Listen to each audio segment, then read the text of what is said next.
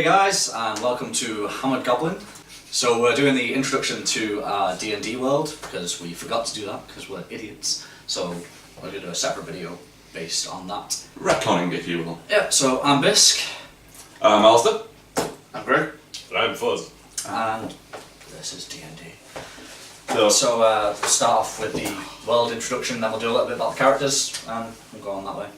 So the campaign is set in my own world that I've designed over a few years. It's still not finished. It'll never be finished. never. Hopefully one day. Hopefully one day I'll be able to give you guys a little bit of it. When we're 35. Maybe. 35. That's early. Yeah, that's not long. 35. 7 years. So the campaign is set in a world called Ellura, which anyone who has read Andrew Hayes, I think it is, Drew Hayes' series of spells, swords and stealth. I didn't steal the name from that. I made the world and then read those books, which is really annoying. The world's not called Ellura, and that's just one of the characters is called Ellura, and it's spelled the same. Ooh, that's awkward. That's So fine. annoying. So the world hasn't been fully explored in the era that they're playing in. There are 4 known civilizations. There's the Astarian Empire, which is a human empire heavily based on the Roman Empire. There's the Dwarves of the Vale, which we're going to be playing in a different campaign off camera based in that, which they're kind of like the Northmen and savages of the Joe Abercrombie's First Law series. I steal a lot of things, guys. There's the Dracus. Good thing, so it's okay. Yeah. It's his job as a DM, I think. Yeah, it's a borrow heavily from. Borrow things. Yeah. This is our DM, by the way. Hi, I'm the DM if you didn't know. Yeah. I love that job. There's the Dracus Horse Lords, which are elves, and they are based, as you may have guessed by the Horse Lords bit, on the Dothraki from Game of Thrones. Game of Thrones, whoop, whoop, whoop. Really nice. Fucking populists, man. And then there's the Nukanese, which is where we're setting this campaign, which is loosely based on feudal Japan, because, you know, I don't want to go too racist with it. And accents, mainly from him. Me? There are outtakes, guys. Who, There are me? outtakes. and cuts. Several cuts of No, things. I don't know what you're talking about. This is made up from the Dracus and the Astarians. Big history there of them meeting and buggering off to an archipelago on the other side of the known world. So there's humans, elves and half-elves in this society. It's the only place where you know of half-elves existing. There's no magic in the world. It's set, the known world is set in a like globe of anti-magic. Which is not fun. It's not fun for these guys, it's great for me. I'm fine with it. I'm fine with it. I'm not. He's bored. Yeah. In the myths and legends where magic comes into, much like in the real world, where people are like, Arthur's sword is so magical, my lord, get me Excalibur. I didn't expect that. Did I? So yeah, we begin with like when a little bit of backstory to the setting. We begin where there's a war looming between the Astarians and the Dwarves of the Vale, and currently in the archipelago of the Nukanese civilization, they are being attacked by a mysterious enemy and being raided along their coastlines. And that's all you really need to know. The rest of it's in the actual campaign. We'll find out as we go along. Yeah, I would hope so. So now we'll do a little bit of character introduction, and hopefully I won't embarrass myself too much. We'll see, we'll see. Who wants to go next? The bards will go next. So hello, I am the bard, human bard of the group. The one who can't use magic, and it really annoys him. That's fine. He's human bard, like I said, from Astaria. The only one who's from Astaria. So, aptly named him Nikolaus Blaukenberg. Yeah, very German, but I got it for it. He's obviously from Astaria as a young boy, travelled a lot, went to a bard college, started to rise up the ranks in that, and couldn't quite get as far as he wanted to, so made a rival, just out of spite more than anything else. He was better than him, so he wanted to just annoy him. Broke his fingers and then had to flee. So, Yeah, let's kind of now just travels around the whole of Ellura and sings in pubs and makes money. Play the Bow lute it. now, you bitch. I like how you just glanced over the. Oh yeah, broke his fingers. I'm being hunted for that, so I don't really like to mention it. Just Come over it. sir. That Come on! that bard's song will not remain. No, the bard can now never. Wow. Sorry, Blind Guardian fans. I'm sorry. That's bad. Jesus. But my rival can now no longer ever play any musical instruments because they broke his playing hand. Not much of a rival. He can play the tin whistle. I'd like to In say a bard I'd love college. to see a bard play the tin whistle. That would be interesting. Bard is basically. Yeah. he could probably still do, triangle or war drum. Just Something simple. Yeah, something simple, nothing With his too clubby dexterous. hands. That wouldn't be the best. But we'll see. But he's also travelled across the land, as he's heard about a legendary musical instrument that he wants to find. He's not found it yet. He's been through all the Vale. Nothing there. Don't really do music there. And now he's open. Well, not my kind of music. No, I they would do say. battle songs. Yeah, bard. He's a bit scared of everything, so he doesn't. So, Yeah. little bit. Yeah. But that's Nicholas. Introduced a major aspect of Nicholas. Yeah, I wanted to find out in the actual campaign Okay. who my sidekick, shall we say, is. He's very loyal to me, and don't ever touch him. One of you two, I believe. I'm going to be playing Akihide Karatsu. He's a barbarian who was the son of a shogun of House Karatsu. I killed my father in a rather heated argument. Wasn't my best moment. Not your best moment, no. Not really. He doesn't have many of those. Of course, this plunged my family's house into disarray, reducing my father's men from samurai to ronin. How do you feel about He don't feel that great about that. that? Feel a bit No. sorry, yeah. Yeah, I'm a little sorry about that. Yeah, You'll hear that word a lot from. He our likes to friends. say that he's sorry. He's He's very very sorry. apologetic. Yeah. Canadian, some would say. No offence to any Canadians. No. out there. All right. Lovely. Not that they ever take offence. Don't take offence, eh? I escaped redemption. I escaped redemption from the Ronin. retention then? No, redemption. I escaped. retention. I did not escape retention. I escaped redemption and went into hiding from my father's men. And ever since, I've been fighting against my demons in an attempt to regain my honour. It's not going so well so far. No. No. We'll see. We'll see. We'll see how it goes. Yeah, we'll totally see how it goes. Are you human? I am a human. Yeah. So there's 2 humans in the party. Yes, 2 humans. And then we have. And then there was Greg. Hi. Greg. Hi guys, I'm playing Reshima Kazuko. Couldn't say my own name then. I am playing Not surprising. Reshima Kazuko. Teeth in there. I am playing a half-elf monk. I am also a noble of the town of Baran. I am the second son of Tatsuda Kazuko, who is the lord of Baran.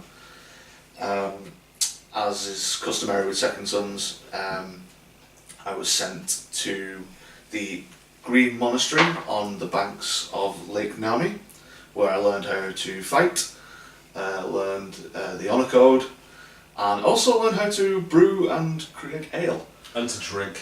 And drink a A lot. lot. And whilst I was there, I also created my own brew, which is called Raise Rain. Yeah, there's homebrew rules for that. Imagine a 90% proof beer. Alright? It's rum. It's rum. Oh, rum. It's all Oh, rum. that's kind of. Yeah. It's strong rum. Yeah, He very drinks it in tankards. Yeah, drank by the pint. Yeah. Yeah, I drink it by the pint. No half measures. If it's not him drinking it and you fail 3 saves, you die.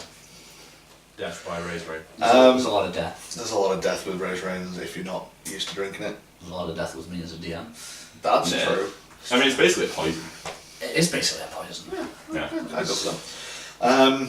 But after 40 or so years of training with the monks at the Green Monastery, I returned home. Became the captain of the House and Town Guard, and also became the spiritual advisor to my father. Advisor. Aye, advisor. Thanks for that.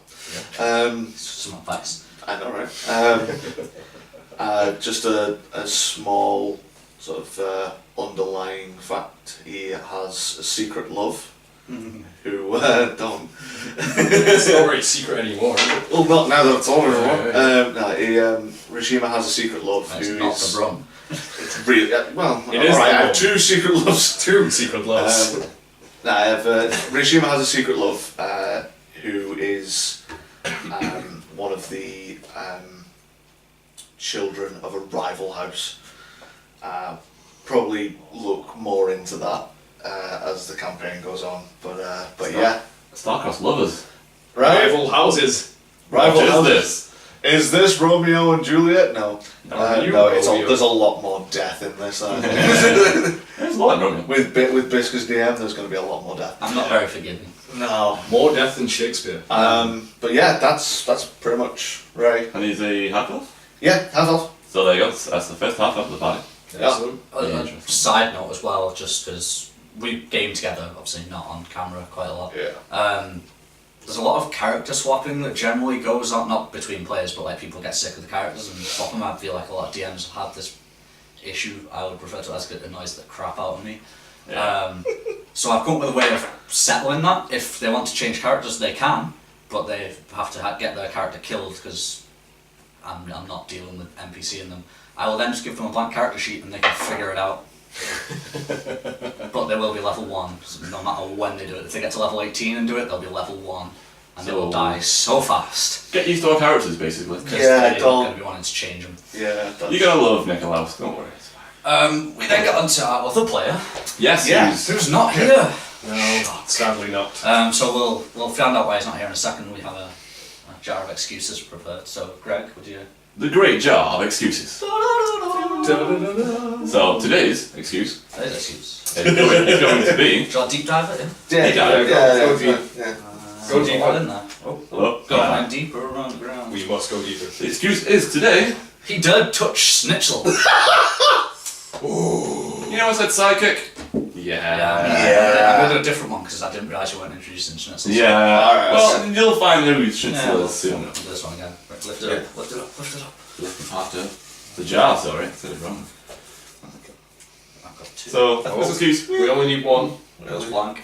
Still a page. We drew a drew a We blank. drew a blank. No. Oh, that's a bad joke. Pianos.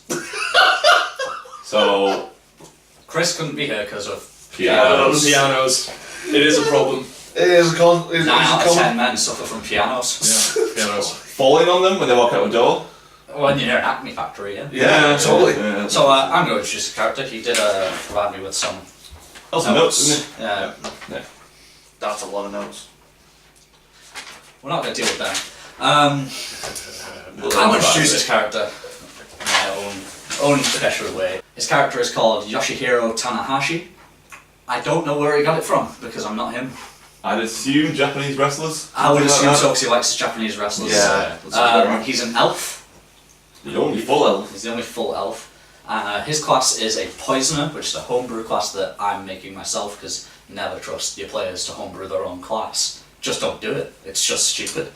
They'll come back and be like, when he hits on a 20, something dies. Nah. So we'll put a link to that in the description because I've done it on the home brewery, which you should totally use if you're a DM. It's a great resource.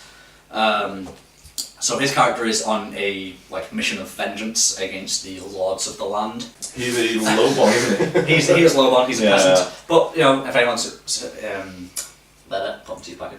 If anybody's familiar with the feudal Japanese system, peasants are actually second only to the lords. After that are merchants and then traders and stuff like that. Yeah. Farmers are quite actually high up in their social system. But the noble of his land was a little bit corrupt. It's like the start of the west or the east in my world's influence on it, where they're starting to bat the peasants down. Oh, okay. Greg's character's family has a lovely rivalry with them, the Akira family, and they burned his farm and killed his mother because they wanted the land. So because of that, he's got in with an order of assassins who they call the Midnight Order, and they taught him how to poison people. Yeah. Yeah. So he's now a poisoner, and He's the grimdark of the campaign. he's a little bit unhinged, would you say? Yeah. Chris, or the character? Both. Both. Yeah. Definitely both. Suits. So that's our characters. That's the world. Has anyone, while we're doing this here, has anyone got any questions that they need clearing up about the world that I can answer in my capacity as asshole? Yep.